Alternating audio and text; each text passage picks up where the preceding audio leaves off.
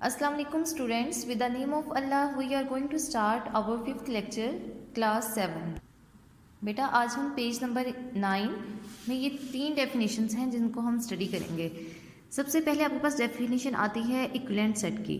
देखिए बेटा, कोई भी ऐसे दो सेट जिसमें नंबर ऑफ एलिमेंट्स सेम हों, ठीक है, जिस तरह मैंने आपको यहाँ पे लास्ट टाइम बताया था इक्विवेलेंट सेट। पेज नंबर 7 में बेटा ये देखिए डेफिनेशन है, इक्विवेलेंट सेट वो होते हैं जिसमें नंबर ऑफ एलिमेंट्स सेम हो, ठीक है। जिस तरह यहाँ पे नंबर ऑफ एलिमेंट्स 3 हैं तो यहाँ पे भी 3 हैं। और एक वर्ड यूज़ हो रहा है 1 to 1, ठीक है, 1 to 1 कोरेस्पॉन्डिंग। इसका मतलब ये है कि बेटा एक के लिए एक चीज़। अब देखिए जिस तरह यहाँ पे नंबर ऑफ चिल्ड्रंस कितने हैं, 4 हैं, तो यहाँ पे नंबर ऑफ काइट्स कितनी है, 4, यानी हर बच्चे के लिए एक काइट है। इसको कहते हैं 1 to 1 कोरेस्पॉन्डिंग। यहाँ पे भी बेटा वही बात बताई गई है, 1 to 1 correspondence between the set of kites and the set of children. ठीक हो गया, ये इस चीज़ को लेके उन्होंने कहा है। अब हमारे पास यहाँ डेफिनेशन आती है, when each member of a set match, कि आपके पास ईच मेंबर, हर मेंबर किसका, एक सेट का मैच करे one and only one member of the other set,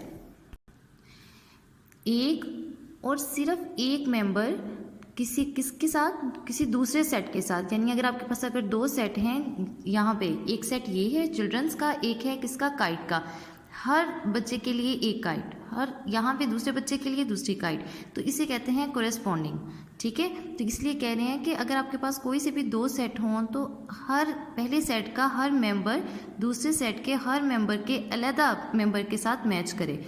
there is 1 to 1 correspondence, तो इसे हम क्या कहते हैं, 1 to 1 corresponding between the two set, दो सेट के दरमियान 1 to 1 कोरेस्पॉन्डिंग।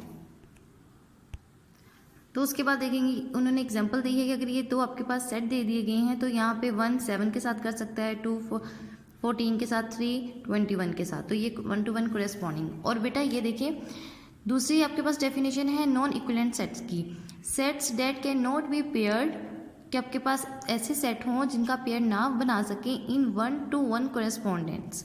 कि आप जिस तरह यहाँ पे हमने 1 to 1 कोरेस्पॉन्डिंग बनाई थी ना, कि वो कह रहे हैं कि अगर कोई से भी दो सेट आप ले लें और उन दोनों के दरमियान 1 to 1 कोरेस्पॉन्डिंग ना आप कर सकें तो इसको आप क्या कहते हैं, non equivalent set.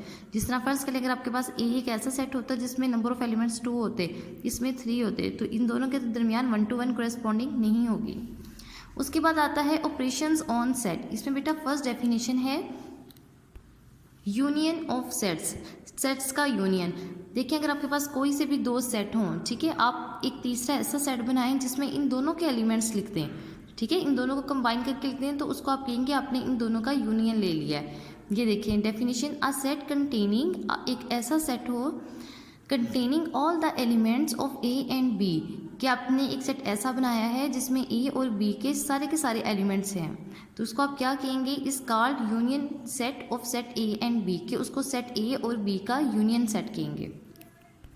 Page number 9 के लास्ट पे ये एग्जांपल है, अगर आपके पास सेट ए ये है, बी ये है, तो इन दोनों के दरमियान आपने यूनियन लेना है। तो बेटा ये देखें इसके एलिमेंट्स क्या हैं, 1 3 5 7 9, इसके 0 3 6 9।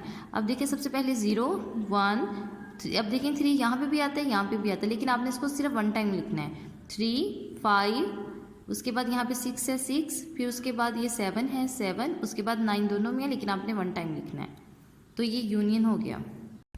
तो बेटा आज आपने क्या करना है, ये 3 डेफिनेशंस हैं, ये तीनों लर्न करनी है अच्छे तरीके से, और उसके अलावा आपने जो एग्जांपल्स हैं ये लाजमी करनी है। ओके स्टूडेंट्स, टेक केयर, अल्लाह हाफिज़।